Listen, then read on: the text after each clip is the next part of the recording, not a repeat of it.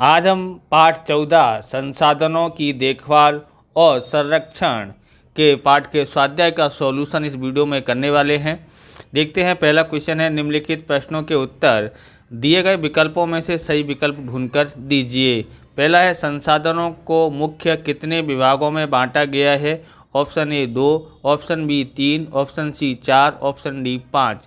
इसका आंसर आता है ऑप्शन ए आता है 2 भागों में बांटा गया है, क्योंकि जो संसाधन के मुख्य 2 भाग है, एक प्राकृतिक संसाधन, दूसरा मानव सर्जित संसाधन। दूसरा ऑप्शन देखते हैं यहाँ पर, निम्नलिखित में से सिंचाई का माध्यम कौन सा है? ऑप्शन ए कुआं, ऑप्शन बी नहर, ऑप्शन सी तालाब, ऑप्शन डी सभी। तो सिंचाई के तीनों माध्यम हैं, इसलिए यहाँ पर क्या आएगा? सभी आता है।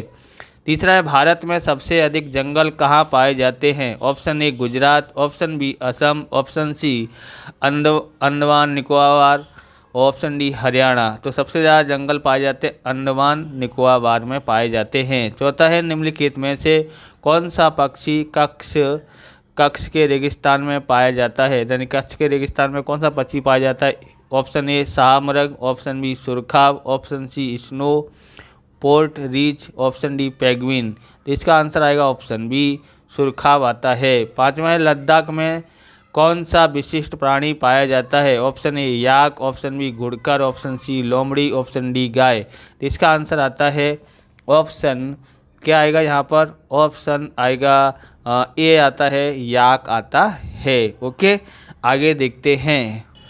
दूसरा है, निम्नलिखित प्रश्नों के उत्तर एक एक वाक्य में दीजिए। पहला है, सहारा के लोग किसकी कृषि करते हैं? तो इसका सॉल्यूशन हम लोग देखते हैं। तो इसका है, पहला है, सहारा के लोग किसकी कृषि करते हैं? उत्तर है, सहारा के लोग खजूर और गेहूं की कृषि करते हैं। ओके, तो यहाँ पर आ गया है इसका आंसर। दूसरा देखते हैं, चट्टानों के छोटे बड़े टुकड़े कंकड़ मिट्टी के रजकण से बनी पृथ्वी की परत को क्या कहते हैं? उत्तर है, चट्टानों के छोटे बड़े टुकड़े कंकड़ मिट्टी के रजकण से, यहाँ पर ज है, ओके, रजकण से बनी पृथ्वी की परत को रेगोलिथ कहते हैं। आप इस प्रकार के वीडियो देखना चाहते हैं तो डिस्क्रिप्शन में आपको प्लेलिस्ट की लिंक मिल जाएगी अलग अलग विषयों की, वहां से आप देख सकते हैं। चैनल पर नए हैं, चैनल को सब्सक्राइब करना, क्योंकि हम इस प्रकार के वीडियो आपके लिए बनाते रहते हैं। तीसरा देखते हैं, पानी का मुख्य स्रोत क्या है? उत्तर है, पानी का मुख्य स्रोत बरसात है। चौथा है, गुजरात की नदियों में पाया जाने वाला कौन सा प्राणी लुप्त होने की कगार पर है? उत्तर है, गुजरात की नदियों में पाए जाने वाला ऊदबिलाव लुप्त होने की कगार पर है। तो वीडियो को लाइक भी करना है और वीडियो को हाइप भी करोगे। सिर्फ हाइप है ना, 7 दिन के अंदर ही करना होता है, वीडियो जब से अपलोड हुआ तब से। ओके, इसलिए हाइप ज़रूर कर देना। भारत का कौन सा प्रदेश छोटा तिब्बत के रूप में पहचाना जाता है? उत्तर है, भारत का लद्दाख प्रदेश छोटा तिब्बत के रूप में पहचाना जाता है। प्रश्न नंबर 3 का देखते हैं, संक्षिप्त टिप्पणी लिखो। तो यहाँ पर पहला है, कच्छ का रेगिस्तान। उत्तर है, गुजरात राज्य के उत्तर पश्चिम में कच्छ का रेगिस्तान है। कच्छ के रेगिस्तान के पश्चिम में पाकिस्तान देश तथा उत्तर पूर्व में राजस्थान राज्य है। और पश्चिम में पाकिस्तान है और उत्तर में क्या है? उत्तर पूर्व में राजस्थान। ओके, इसके 2 भाग हैं। किसके भाग हैं? रेगिस्तान के 2 भाग हैं कच्छ के रेगिस्तान के। तो एक है छोटा और एक बड़ा रेगिस्तान। छोटा रेगिस्तान, बड़ा रेगिस्तान। ओके, ऐसा प्रतीत होता है कि महाद्वीप शेल्फ ऊपर उठने से बना है। गुजरात के कच्छ जिला में स्थित रेगिस्तान थार के रेगिस्तान का एक भाग है। यहाँ सफ़ेद रेगिस्तान भी है। यहाँ की जलवायु गर्म और शुष्क है। जल संसाधन का देखते हैं। तो जल संसाधन का व्यवस्थापन, तो जल संसाधनों का उपयोग विवेकपूर्ण ढंग से करना चाहिए। जल संरक्षण के लिए सामान्य उपाय जैसे कि अधिक जलाशयों का निर्माण करना, भूमिगत जल को ऊपर लाने के प्रयत्न करना, नदियों के पानी को रोककर जल संचय करने की आवश्यकता होती है। यहाँ पर बताना है कि हमको जो जल चला है इनको हम क्या करना चाहिए, उपाय करना चाहिए कि जैसे कि जलाशयों का निर्माण यानी कि तालाब वाला बनाना चाहिए, नहर बनाना चाहिए, तो जिससे जल इकट्ठा हो सके ऐसे तालाब बनाने चाहिए। भूमिगत जल को ऊपर लाने का प्रयत्न ऐसे किया जा सकता है कि जल को रोक करके ज़मीन पे, तभी ऊपर ला सकते हैं। और नदी के पानी को रोकना चाहिए, तो बांध बना के रोका जा सकता है, तो तब हमारा जल व्यवस्थापन यानी जल की आपूर्ति पूरी हो सकती है, इनको रोकेंगे तब। बरसात के पानी को रोककर संग्रह करने के उपाय भी करने चाहिए, जैसे कि बांध बना करके और शोषण कुएँ बनाना चाहिए, जिससे पानी सूख सके, ऐसे कुएँ बनाने चाहिए। खेत में तालाब बनाना चाहिए, कार्य करने के चाहिए हमको, ये सब करना चाहिए, खेत में तालाब वाला बनाना चाहिए। अब मछली पालो तालाब में तो 2 काम हो जाएंगे, इसलिए इस तरह संचय करने के लिए ये सब करना चाहिए। इसके अलावा लोग जागृति लाकर जल संरक्षण के भागीदारी बढ़ानी चाहिए, ऐसा काम करना चाहिए, लोगों में जागृति पैदा करनी चाहिए। लोग जागृत हो के जल को रोक करके रखें, मतलब किस तरह से, तो बांध बना करके, तालाब बना करके, खेत तालाब बना करके जल को की संग्रह बढ़ाया जा सकता है। ओके, जलाशय नदियों को प्रदूषण से बचाना चाहिए। जलाशय हैं जो उनको प्रदूषण नहीं होना चाहिए, नदियों में प्रदूषण नहीं करना चाहिए, लोगों को जागृति इस तरह से फैलानी चाहिए। भूमिगत जल का उपयोग करने वाली इकाइयों का ध्यान रखना चाहिए, बराबर। जो भूमिगत जल का उपयोग करते हैं ऐसी इकाई यानी कारखाने, इनको ध्यान रखना चाहिए, इनको मतलब इसको जगह क्या करें, गंदा नहीं करे, ध्यान रखना चाहिए। अगला देखते हैं, तीसरा देखते हैं भूमि संसाधन। भूमि संसाधन देखो, सामान्य रूप से भू धरातल की ऊपरी परत जिसमें वनस्पति उगती है उसे हम भूमि संरक्षण कहते हैं। यानी धरातल के ऊपर, यहाँ पर देखो ना भूमि संसाधन है, तो इसलिए हम लोग भूमि के बारे में लिखते हैं, बराबर, भूमि के बारे में लिख रहे हैं। अगर भूमि संसाधन संरक्षण होता तो हम उसके बारे में लिखते हैं। ओके, तो यहाँ पर ये देखते हैं कि जो भूत धरातल की ऊपरी परत है जिसमें वनस्पति उगती है उसी को हम भूमि कहते हैं या फिर जमीन कहते हैं। भूमि कहो या जमीन एक ही होता है। जमीन पृथ्वी की पपड़ी के अनेक विधि कणों से बनी एक पतली परत है। यानी पपड़ी है वो अनेक कणों से बनी हुई है, अनेक परत से बनी हुई है, बराबर। वो अनेक कणों से बनी वो पतली एक परत है, बराबर। चट्टानों के छोटे बड़े टुकड़े, कंकड़, मिट्टी के रजकण से जो अजैविक है उन्हें हम रेगोलिथ कहते हैं। रेगोलिथ किसे कहते हैं कि जो चट्टान के छोटे बड़े टुकड़े हैं, कंकड़ है, मिट्टी है, इनके रजकण हैं जो अजैविक हैं उनको हम रेगोलिथ कहते हैं, जिससे जैविक हवा और पानी मिलने से वो भूमि बन जाती है। अगर यहाँ पर देखते हैं लद्दाख का रेगिस्तान। उत्तर लद्दाख के उत्तर में लद्दाख केंद्र शासित प्रदेश है। लद्दाख भारत का ठंडा रेगिस्तान है। लद्दाख कैसा है? भारत का ठंडा रेगिस्तान, बराबर। लद्दाख के ऊपर काराकोरम पर्वत श्रेणी और दक्षिण में जास्कर पर्वत श्रेणी है। 2 पर्वत श्रेणी है। कौन सी बड़ी, जो मुख्य जो पर्वत श्रेणी है बड़ी वो काराकोरम और दूसरा है जास्कर। ओके, और ये देखो जो लद्दाख है केंद्र शासित प्रदेश है। कैसा प्रदेश है? केंद्र शासित, यानी केंद्र का ही वहाँ पर शासन चलता है। ओके, इसको ठंडा रेगिस्तान क्यों कहते हैं? क्योंकि यहाँ पर बर्फ़ भी पड़ती रहती है, इसलिए इसको क्या बोलते हैं? भारत का रेगिस्तान कहते हैं। ओके, रेगिस्तान यानी ठंडा रेगिस्तान कहते हैं। ओके, इस क्षेत्र में मुख्य नदी सिंधु है। ऊंचाई के कारण यहाँ हवा अत्यंत पतली है और जलवायु ठंडी और शुष्क है। यानी कि सिंधु नदी एक ही नदी बहती है, वो है सिंधु। ऊंचाई ज़्यादा ऊंचाई होने के कारण पतली हवा हो जाती है, ऑक्सीजन की उसमें मात्रा कमी आ जाती है, इसमें थोड़ी सी सांस लेने में भी थोड़ी तकलीफ पड़ती है, और इनकी जलवायु ठंडी है और शुष्क है, यानी बर्फ़ पड़ती रहती है। ओके, यहाँ गर्मी में दिन का तापमान 0 सेल्सियस से ऊपर होता है और रात्रि में -30 डिग्री सेल्सियस से भी नीचे चला जाता है, बराबर।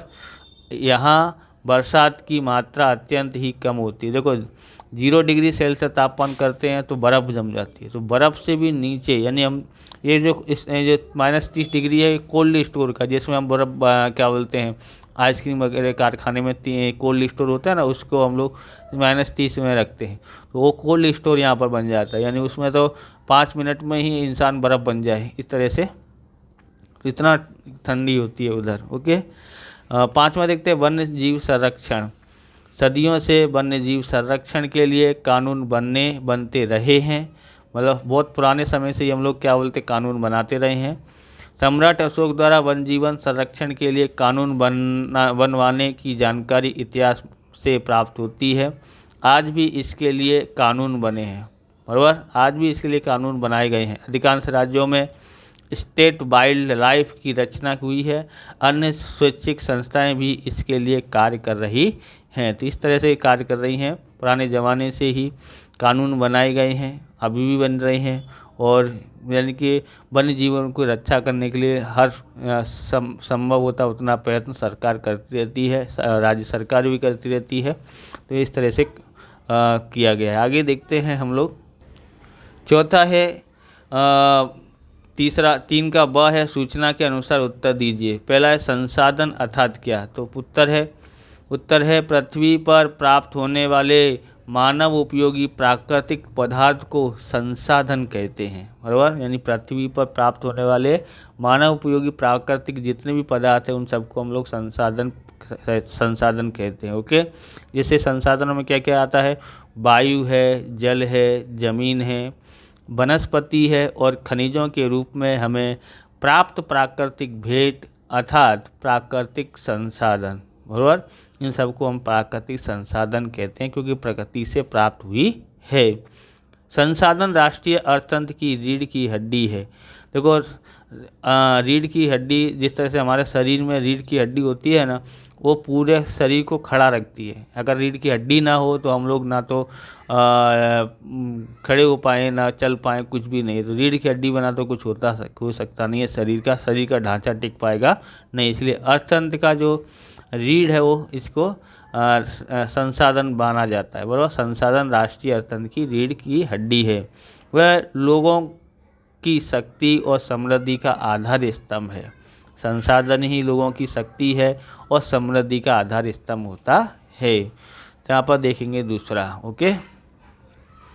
जंगलों का आर्थिक महत्व समझाइए। उत्तर है जंगलों से प्राप्त होने वाली साग, ग है यहाँ पर, साग और साल की लकड़ी इमारत लकड़ी के रूप में उपयोग होती है, जिसे घर का फर्नीचर आदि बनाया जाता है। देवदार और चीड़ की लकड़ी से खेल की सामग्री बनाई जाती है। तो यहाँ ध्यान रखना है, जो साल और साग है, साल की जो लकड़ी है वो इमारती लकड़ी होती है, मजबूत लकड़ी होती है, उससे बहुत साधन बनाए जाते हैं, जैसे कि उसमें घर का फर्नीचर बनाया जाता है, मजबूत बनता है। जबकि देवदार और चीड़ की लकड़ी होती है, उससे खेल की सामग्री बनाई जाती है। खेल से जैसे बल्ला है, बैट बल्ला, स्टैम्प, ये वगैरह बनाए जाते हैं। अब देखो बांस से टोकरा टोकरी बनाई जाती है, और सब्जी वब्जी रखने के लिए सूखी सब्जी रखते हैं ना, जैसे कि कच्चा बैगन, कच्चा आलू वगैरह वगैरह। कागज़ है, कागज़ भी मतलब पेड़ों से बनाया जाता है। रेयन भी आदि बनाए जाते हैं पेड़ों से। बहुत कुछ वस्तु बनती है। इनका उपयोग हम लोग खरीद बेचने के लिए, आय प्राप्त करने के लिए कर रहे हैं, इसलिए उसको आर्थिक महत्व बोला है। जंगल से लाख, गोंद, शहद, औषधियाँ आदि हमें मिलती हैं, तो इनको बेचकर भी हम लोग पैसा कमाते हैं। जंगलों में रहने वाली प्रजा को आजीविका देते हैं जंगल से इतनी वस्तु मिलती हैं, तो इससे उनका गुजारा होता है जंगलों से। अब यहाँ पर देखते हैं तीसरा। सहारा के रेगिस्तान की वनस्पति और प्राणी जगत के बारे में लिखिए। तो यहाँ पर है सहारा के रेगिस्तान में कटीली वनस्पति, खजूर के वृक्ष आदि पाए जाते हैं। रेगिस्तानी प्रदेश होने से मजबूत कम वनस्पति देखने को मिलती है। रेगिस्तान में खजूर के वृक्षों से घिरे रेगिस्तानी जीव हैं। लोमड़ी, लग्गड़भग्गा, रेगिस्तान बिच्छू, गिरगिट, रेगिस्तान गोह और सांप जैसे प्राणी रेगिस्तान में पाए जाते हैं, बराबर। यहाँ पर क्या पाया जाता है, वनस्पति है, कटीली वनस्पति रेगिस्तान में सारा गिरे, और खजूर भी पाया जाता है, खजूर के वृक्ष पाए जाते हैं। रेगिस्तान होने से यहाँ पर वनस्पति देखने को मिलती है। कौन सी? बहुत कम वनस्पति देखने को मिलेगी, क्योंकि रेगिस्तान है, वो कटीली वनस्पति होंगी। तो रेगिस्तान में खजूर के वृक्षों से घिरा रेगिस्तान का द्वीप है। खजूर चारों बाजू खजूर दिखाई देंगे।